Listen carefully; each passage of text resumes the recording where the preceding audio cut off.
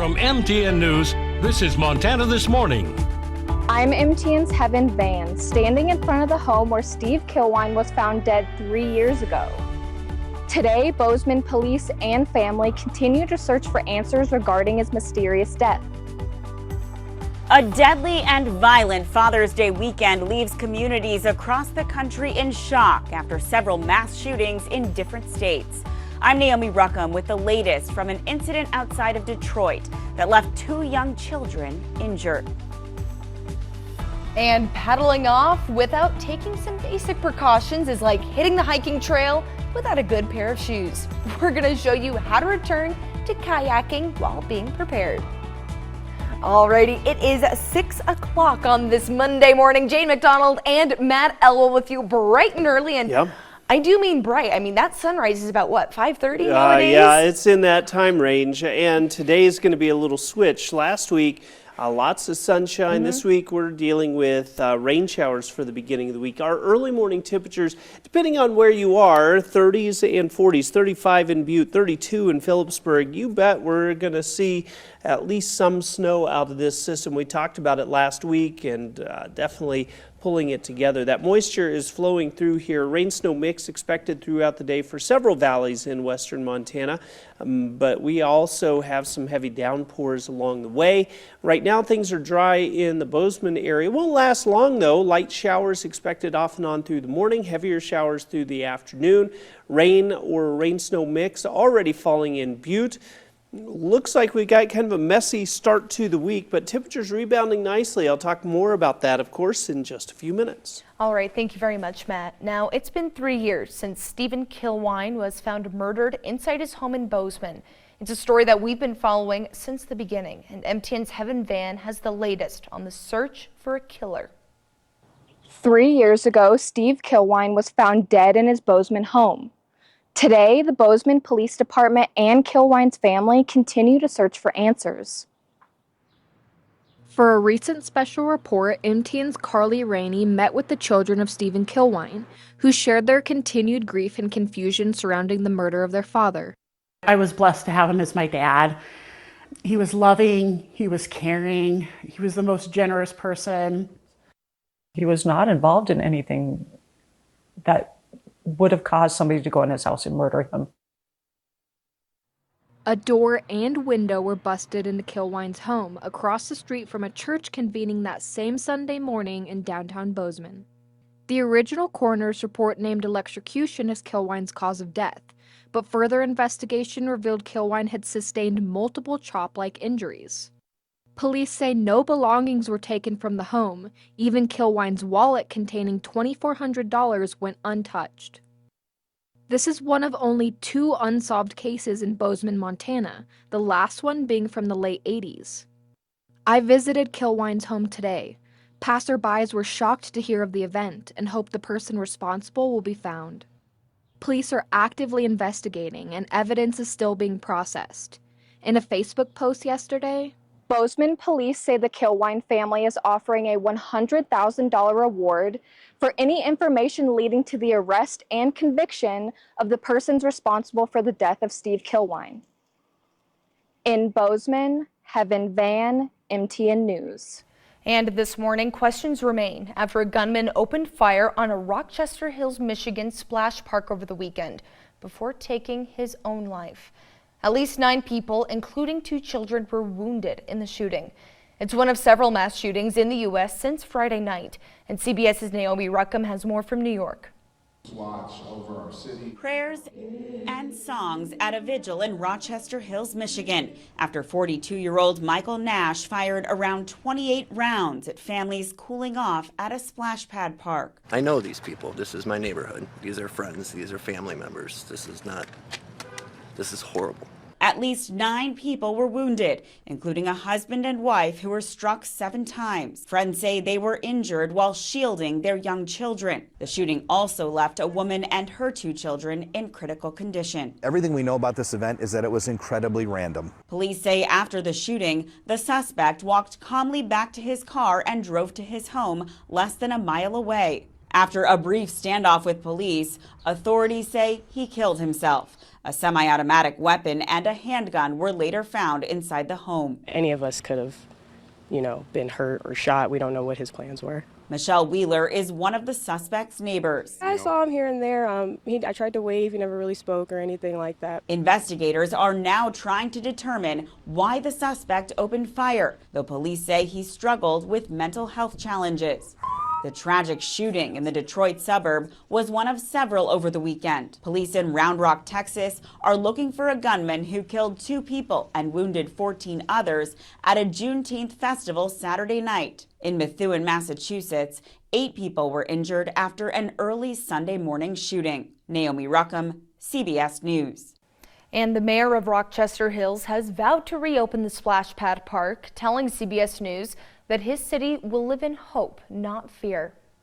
Now back in some Treasure State headlines, a radio show host living on the Blackfeet Reservation is making waves by addressing some tough topics. MTN's Owen Squirnick-Hayes introduces us to this woman who is not afraid to open the floor for conversation about mental health and deep-rooted trauma on the reservation. Well, I'm here at the KBWG radio station where Jade Heather Gobert, better known by her DJ name Lady J, who's also been dubbed the town of Browning's counselor. She's been using this microphone right here to spread mental health awareness for over a decade here in Indian country. Take a step into the KBWG radio studio on Tuesday and Thursday mornings and you'll find Lady J rocking to the rhythm of her favorite country songs. I was told as a young girl that the beat of country music is the same beat as your heart. So I've always gravitated towards country music. But her role as DJ goes far beyond just playing tracks by Morgan Wallen and Lainey Wilson. Jade Heather is the first in her family to graduate high school, and she attended both the University of Montana and Walla Walla University, where she received her master's. Empowered by knowledge, she returned to the reservation to share some perspective. As an advocate, I've always been a very optimistic person. I've always gravitated towards doing good things and being good and having a voice. So they wanted to use that in a good way for the community. During segments between music, Jade Heather uses her platform and voice to discuss various mental health issues. This knowledge feeding us with even toxicity, right, in our minds. And I will cater to you. I will create a show that will be helpful to you or to an individual that you think could benefit from listening to the show. From prolonged grief to lateral oppression, pulling the cover off deep-rooted traumas associated with life on the reservation. It's easier to help the people that you come from because you come from that same perspective. I'm able to offer support, guidance, and tools on here's how you would talk to an individual like this. Here's how you would respond to a circumstance like this. Like so many others living in Indian country, Jade Heather has experienced her own traumas. As a child, she was emotionally abused, and this past November, her husband was murdered. But it's made her an even stronger advocate for others. I learned to take only the good things out of situations. So you don't need to take everything, because if you're taking everything, then you're going to be carrying the same burdens that those individuals are carrying. So you only take what you need out of that situation, only take the good things. Though she's gained the trust of many on the reservation, people will come up because they recognize the voice. And they'll chat with me about things. They'll chat with me about personal things going on in their lives. She's also found it difficult to help others. Some are more resistant to advocacy. There's a lot of resistance because a lot of people are still stuck in those traumatized mindsets. So that's kind of the obstacle that I face a lot of the time. But I just keep chipping away. So, it's taught me a lot about myself. It's taught me a lot about the people that I come from, and it's taught me a lot about the need that we have here. A mother to 7 children, Lady J now aims her focus at a mental health podcast, where she will share personal stories and continue to counsel others. To help others, it has always been my greatest reward in life, and I'm really thankful for that. There's no such thing as a bad person. People are not just born bad.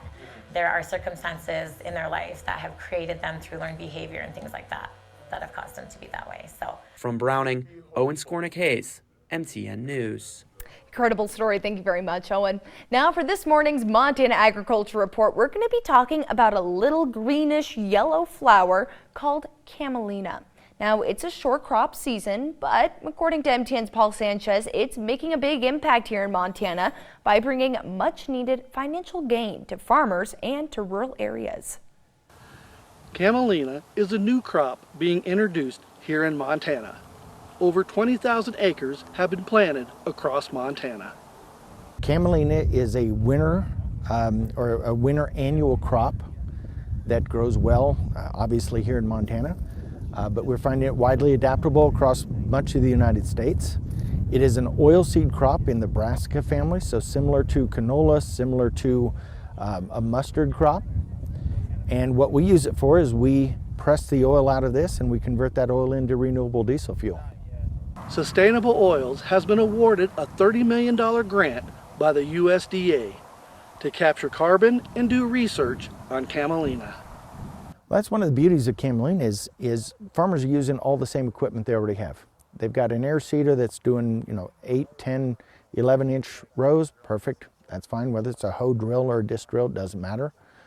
They're going to use the regular combine. We'll help them set those combines to get the maximum yield in the bin for them. This crop is being processed into renewable fuels and bringing much needed financial gain to farmers in rural areas.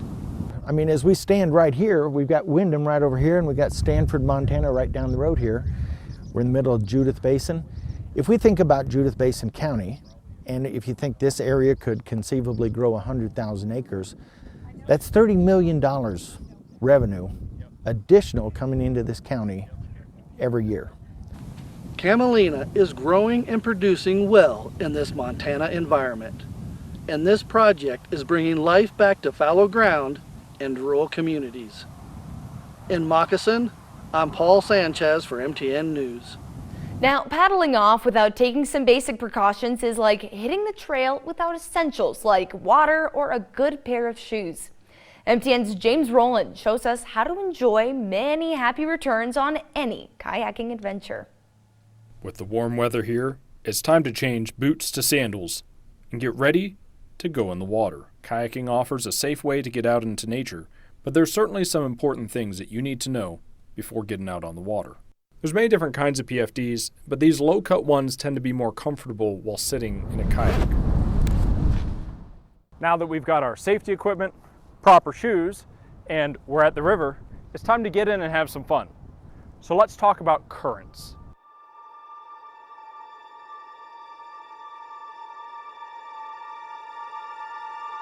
Trying to go against the current can be very difficult. You need to make sure you're in decent shape or plan your route accordingly.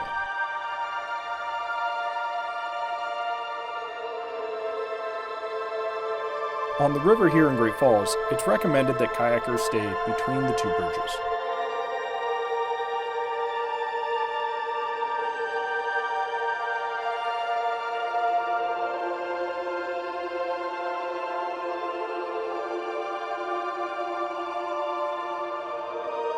While you're out there, make sure you're kind to wildlife, but take a moment to really check out all the birds and marshes that this area has to offer.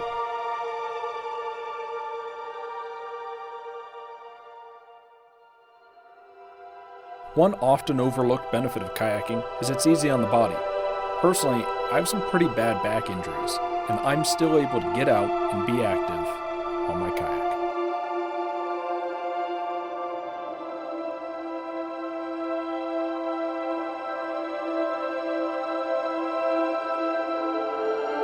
Now that we're all done for the day and we've had a successful and safe trip, it's very important to take a moment to appreciate your surroundings on a beautiful summer day like this in Montana. Make sure on your next kayaking trip, you stay safe, follow these rules, and until next time, in Great Falls, I'm James Rowland, MTN News. Well, last week seemed like the perfect time for a lot of people to be hitting the kayaking trips. This week's going to be interesting with rain, snow, cool air, wind. If you kayak, maybe bring a poncho with you. That's right. Not going to be a bad idea. Now, with the rain coming, well, that makes for some perfect maybe indoor activities, such as hitting up the Butte Public Archive, because they have a new exhibit this summer that's going to be taking a look into the past of Butte through historic photos. Take a look at these photographs, Matt. I mean, It's like taking a step back in time. Yeah. Really, really incredible. I mean, all these will be on display for the entirety of the summer. Some of these photos are going to actually even go up for sale here pretty soon. I mean, it's really incredible to just take a look not too long ago in history at what the mining city was all about. Yeah, very cool. And you look at these areas like the Baltimore Cigar Store, all this stuff, just kind of a step back in the history. I think it's cool. It really is. I may just have to take a trip out there. I'm excited for it. Now, we're going to take a short break here in Montana this morning, but when we come back, nearly 800,000 Americans suffer a stroke each year, and it kills more than 140,000. This morning, Scripps News reporter Anthony Hill speaks to a woman who had a stroke and lived to talk about it.